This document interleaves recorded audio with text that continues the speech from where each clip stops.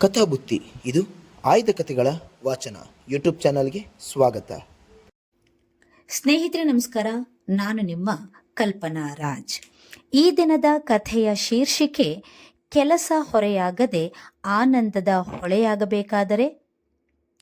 ನಮ್ಮ ಸ್ವಾಮೀಜಿಯವರು ಅನೇಕ ಶಾಲಾ ಕಾಲೇಜುಗಳನ್ನು ನಡೆಸುತ್ತಿದ್ದರು. ಶಿಕ್ಷಣದಲ್ಲಿ ಉನ್ನತ ಮಟ್ಟ ಕಾಪಾಡಬೇಕಾದರೆ ಶಿಕ್ಷಕರ ಪಾತ್ರ ಬಹಳ ಮಹತ್ವದ್ದು ಎಂಬುದು ಅವರ ದೃಢ ನಂಬಿಕೆ. ಹಾಗಾಗಿ ಶಿಕ್ಷಕರ ನೇಮಕಾತಿಯಲ್ಲಿ ಅವರು ಯಾವ ಶಿಫಾರಸ್ಸಿಗೂ ಬೆಲೆ ಕೊಡುತ್ತಿರಲಿಲ್ಲ. ಕೇವಲ ಗುಣಮಟ್ಟಕ್ಕೆ ಮಾತ್ರ ಬೆಲೆ ಕೊಡುತ್ತಿದ್ದರು. ಅಂತಿಮ ಸುತ್ತಿನ ಆಯ್ಕೆಯಲ್ಲಿ ತಾವೇ ಭಾಗವಹಿಸುತ್ತಿದ್ದರು. ಒಳ್ಳೆಯ ಶಿಕ್ಷಕರನ್ನೇ ಆಯ್ಕೆ ಮಾಡುತ್ತಿದ್ದರು. ಒಮ್ಮೆ ಅಂತಿಮ ಸುತ್ತಿಗೆ ಆಯ್ಕೆಯಾಗಿದ್ದ 4 ಜನ ಅಭ್ಯರ್ಥಿಗಳಲ್ಲಿ ಒಬ್ಬರನ್ನು ಆಯ್ಕೆ ಮಾಡಲು ಅವರ ಬಳಿಗೆ ಕಳುಹಿಸಲಾಯಿತು. ಅವರಲ್ಲಿ 3 ಅಭ್ಯರ್ಥಿಗಳು ಒಳ್ಳೊಳ್ಳೆಯ ಅಂಕಗಳನ್ನು ಪಡೆದಿದ್ದವರು. 4ನೆಯವರು ಮಾತ್ರ ಸಾಮಾನ್ಯ ದರ್ಜೆಯಲ್ಲಿ ಉತ್ತೀರ್ಣರಾಗಿದ್ದವರು. ಎಲ್ಲರೂ 4ನೆಯವರು ಆಯ್ಕೆಯಾಗುವುದಿಲ್ಲವೆಂದೇ ಭಾವಿಸಿದ್ದರು. ಆದರೆ ಆಯ್ಕೆ ಪಟ್ಟಿ ಪ್ರಕಟವಾದಾಗ ಅವರೇ ಆಯ್ಕೆಯಾಗಿದ್ದರು. ಇದು ಎಲ್ಲರೂ ಗುಸುಗುಸು ಮಾತನಾಡಿಕೊಳ್ಳುವಂತೆ ಮಾಡಿತು. ಧೈರ್ಯವಿದ್ದ ಕೆಲವರು ಇದರ ಬಗ್ಗೆ ಸ್ವಾಮೀಜಿಯವರನ್ನೇ ಪ್ರಶ್ನಿಸಿದರು. ಆಗ ಸ್ವಾಮೀಜಿಯವರು ಎಲ್ಲವನ್ನೂ ತಾಳ್ಮೆಯಿಂದ ಕೇಳಿಸಿಕೊಂಡರು. ನಂತರ ಇವನ್ನು ಓದಿ ನೋಡಿ ಎಂದು ಹೇಳಿ ಅಭ್ಯರ್ಥಿಗಳು ಕೊಟ್ಟಿದ್ದ 4 ಉತ್ತರ ಪತ್ರಿಕೆಗಳನ್ನು ಪ್ರಶ್ನಿಸಿದವರ ಕೈಗಿತ್ತರು. 4 ಪತ್ರಿಕೆಗಳಲ್ಲಿ ನಿಮ್ಮನ್ನು ಶಿಕ್ಷಕರಾಗಿ ಈ ಹುದ್ದೆಗೆ ಏಕೆ ಆಯ್ಕೆ ಮಾಡಬೇಕು ಎಂಬ ಒಂದೇ ಪ್ರಶ್ನೆ ಇತ್ತು. 4 ಜನರ ಉತ್ತರ ಮಾತ್ರ ಬೇರೆ ಬೇರೆಯದಾಗಿತ್ತು. ಮೊದಲನೆಯ ಉತ್ತರ, ನಾನು ಬಹುಕಾಲದಿಂದ ನಿರುದ್ಯೋಗಿ, ಹೊಟ್ಟೆಪಾಡಿಗಾಗಿ ಪರದಾಡುತ್ತಿದ್ದೇನೆ. ಈ ಹುದ್ದೆಗೆ ನನ್ನನ್ನು ಆಯ್ಕೆ ಮಾಡುವುದರಿಂದ ಅನ್ನ ಕೊಟ್ಟ ಪುಣ್ಯ ನಿಮಗೆ ಬರುತ್ತದೆ. ಎರಡನೆಯ ಉತ್ತರ, ನನ್ನ ವಿದ್ಯಾರ್ಹತೆಗೆ ಇದಕ್ಕಿಂತ ಒಳ್ಳೆಯ ಕೆಲಸ ಸಿಗುವುದು ಕಷ್ಟ. ನನ್ನ ವಯಸ್ಸಿನ ಮಿತಿಯೂ ಮೀರುತ್ತಿದೆ. ಆದ್ದರಿಂದ ನನ್ನನ್ನು ಆಯ್ಕೆ ಮಾಡಬೇಕು.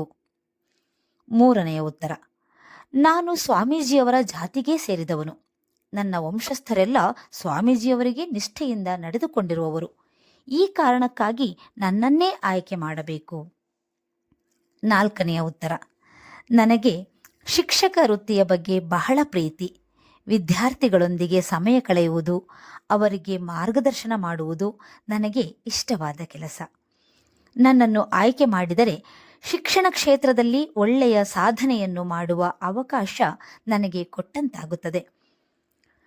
ಪ್ರಶ್ನಿಸಿದವರು ಎಲ್ಲ ಉತ್ತರಗಳನ್ನು ಓದಿ ನೋಡಿದ ನಂತರ ಸ್ವಾಮೀಜಿಯವರು, ನೀವೇ ಆಯ್ಕೆ ಮಾಡುವುದಾದರೆ ಯಾವ ಉತ್ತರದವರನ್ನು ಆಯ್ಕೆ ಮಾಡುತ್ತೀರಿ ಎಂದರು.